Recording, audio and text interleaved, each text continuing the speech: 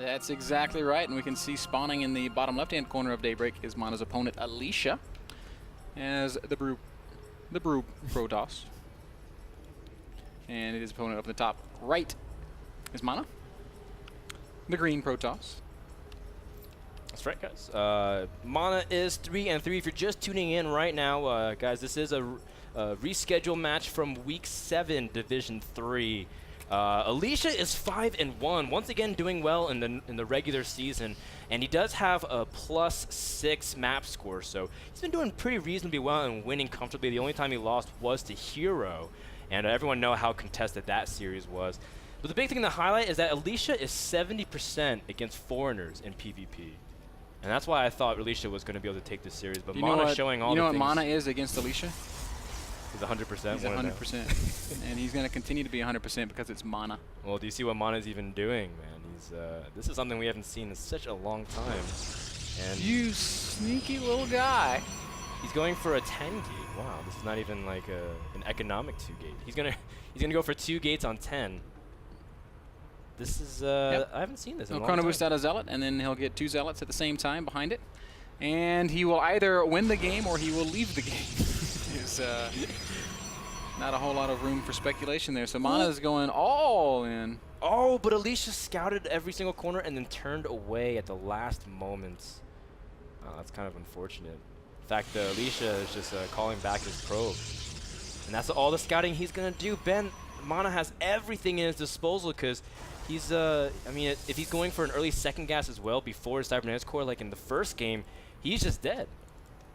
It's going to be really, really difficult for Alicia to deal with this. He did go Zealot Sentry in the last game, so there's one small hope. If he goes Zealot Sentry here, then maybe, just maybe, he'll be able to force field out additional units, but I don't know how in the world he's going to be able to produce stuff beyond that first Sentry, Dan, because he's not going to have Warp Gate.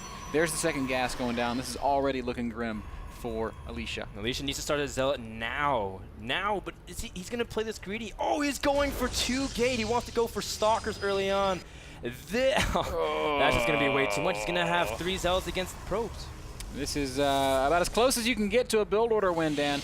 No sentries whatsoever. Will he make at least 1 sentry? No, it's going to be a Stalker first. Now, the Stalker can kite Zealots for days, but in the meantime, those Zealots are going to kill a lot of probes. Alicia has nothing. Stalker's only about 25%. You can just even target on the pylon, and then he can't do anything, but Mana's just going to have full surface area. There's nothing that you can do about it. And Stalkers are going to be able to squeeze out in time, Ben.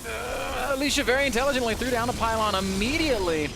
But the first Stalker will be substantially delayed while that pylon builds, and in the meantime, Mana is hacking away at the probe line. He's chrono boosting out more Zealots. He's rallying them into the main base.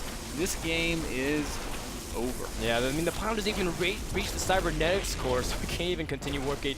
Even if that pylon was, all Mana has to do is send 1 Zealot per Stalker to keep it busy. Alicia trying to keep his probe alive, even taking too much damage onto his Stalker, but this is too much damage. The last pylon dropped. There's only 1 remaining. It's actually really funny because Alicia's not even supply block, but he can't do anything. No resources. Has to cancel his Stalker. Alicia, 5-1. The only loss was to Hero. PvP used to be his strong point, but now looking like it is his Achilles heel in the North American Star League, Ben. And this is a huge win for Mana, Dan, because it keeps his playoff hopes alive. This win makes him 4-3. That's right. In the North American Star League, and he does play later this week in his division, and if he wins there, he'll be 5-3. He will be qualified for the wild cards, and there will be a chance to see Mana at our offline final in Long Beach, California. So congratulations to Gregors. Kaminskis. It's the hardest name in the world to say. There's a lot of G's. All I'll say about Mana is he's very friendly. He brings large bags of candy to every event that he goes to. He takes away large bags of money afterwards. And he walks away with large bags of money. He's winning so much, He gives away the candy. He takes the money. Well, I think one thing that favors Mana a lot is that his last matches against Beastie and his Protoss versus Terran, everyone knows, is Mana's strongest point. Very excited, so Mana has all the indications of looking like he is going to be a solid contender for the wild cards and the playoff spots. Yeah, we'll find out later this week if he does qualify.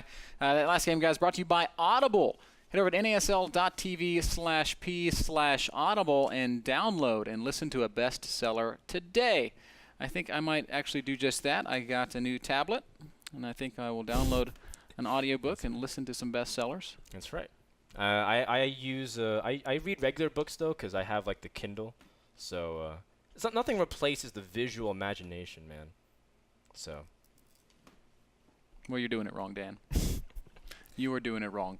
Guys, we're going to take a short break. We'll be back with our next series. It's going to be, what is it going to be? It's going to be Liquid Red versus TSL Polt. Holy cow, huge game. Polt tries to set a record for the most points earned in a season of the North American Star League. Rhett tries to keep his Season 5 hopes alive, because the loss here will mean that he is done. We're going to take a short break. Don't go anywhere. StarCraft 2 from the North American Star League will return after this.